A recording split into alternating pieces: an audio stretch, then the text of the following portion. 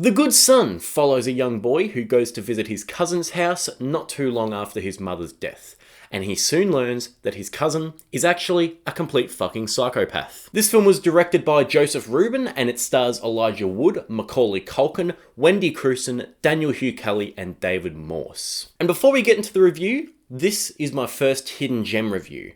What that basically means is that I'll be reviewing a film each month that I would classify as a hidden gem. Now, when I say hidden gem, I just mean a film that I believe is underseen or under-talked about that deserves to be talked about more often than it actually is. Whether it be a good film, a bad film, or otherwise, it's a film that I'd like to talk about. So that's what qualifies as a hidden gem, and as I said, I'll be doing one of these every month. So I'm going to put a poll on my community page once a month between two films that you can choose from, and the winner will be reviewed in that same month. So this month we just did a poll between Deep Rising and The Good Son. The Good Son came out on top, so that's what we're doing today. I have a strange affinity for The Good Son, actually. There's something alluring to me about the kind of mid to low budget films of the late 80s and early 90s that are really plainly directed and usually have a very dry, somewhat melancholy piano score playing over the top of them. There's something about them that really attracts me. Movies like John Carpenter's Village of the Damned, The Dark Half, Needful Things, they all have those characteristics that for some reason really appeals to me. And The Good Son is no different. It is definitely one of those films. It's an early 90s film. It's obviously pretty low budget. And it's just so plainly directed and just looks as vanilla as you could be with a very generic melancholy piano score playing over the top of it. And yet I really enjoy it. So the first thing that I love about this film is Elijah Wood in the leading role. He's not playing the villain, he's playing the boy who has just lost his mother. And for a young actor, probably about 12 or 13, I'm assuming, he did a really, really good job here. I really like the wide range of emotions that he has to portray. He has to be scared, he has to be laughing, he has to be disattached and disassociating from the world while also being really, really sad in other parts. He has a lot to do here, and I think he carries it well, and he definitely sells it as being scared, as being, oh my god, I'm in the presence of a complete lunatic, what do I do? Get me out of here. I think it has a pretty fun concept too. I'm always impartial to films where you have a small thing doing pretty hideous things. I think it's always quite funny. I'm a huge Chucky fan, so that obviously appeals to me. You just have a little bastard killing people, and The Good Son is another film with a little bastard killing people, so I'm in. It has plenty of fun scenes here. There's obviously the one in the treehouse when he's hanging down from the treehouse and he's just threatening to kill him. It's quite funny. You have that other one where he throws the dummy onto the road and causes like a massive pile up. I think that's hilarious.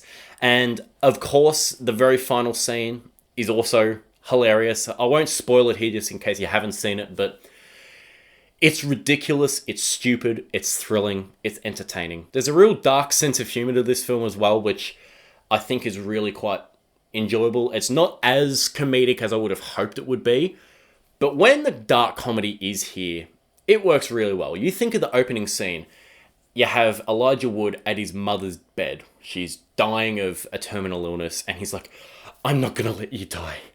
You're not going to die because I'm not going to let you die. And then bang!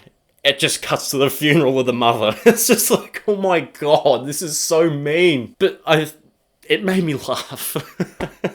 And lastly, the film doesn't overstay its welcome. It's at a brisk 87 minutes. It gets in, it gets what it needs to get done, and it gets out. With that being said, this isn't a particularly good movie. And the first thing is Wendy Crewson's performance. I haven't actually seen anything else with her in it, but she is so off-puttingly nice in this film, like to the point that it's just, she at one point, Elijah Wood says to her, she says, I think there's something wrong with your son. I think he's evil. I think he's a bad person. And she's like, what? No! But bang! And then just smacks him in the face. And then says, no, don't talk like that. And then gives him a hug. It's just like, what the why are you gonna smack him in the face and then cuddle him and talk about what? And there's other scenes where she always looks as though she's she looks as though she's being filmed. Like, she'll turn around really slowly and stuff like that. Like, she doesn't act like any normal person would. And as much as I love the nastiness of this film, it gets to the point where it's just kind of like, like, I'm just going to say, for people who haven't seen it, you won't know what I'm talking about. To the people that have, you will. The rubber duck reveal. I'm just like, do we need to go there? Like, that's really, really fucked up.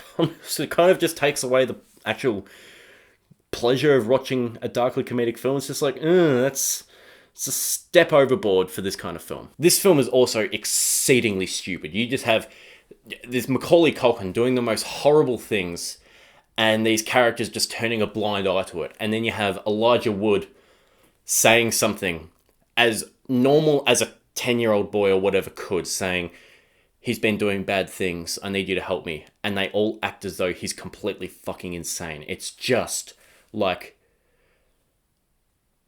the characters are so dumb in this film, and that's okay. But the problem is that when it's trying to be tense, it just completely deflates, because it's just like you're just watching it, rolling your eyes more and laughing at it, which is fine when it's trying to be darkly funny, but when it's actually trying to be tense, the tension is completely non-existent. And that's the biggest problem with this film, is that it's not scary and it's not tense in the slightest. So overall, as a thriller, The Good Son does not work whatsoever.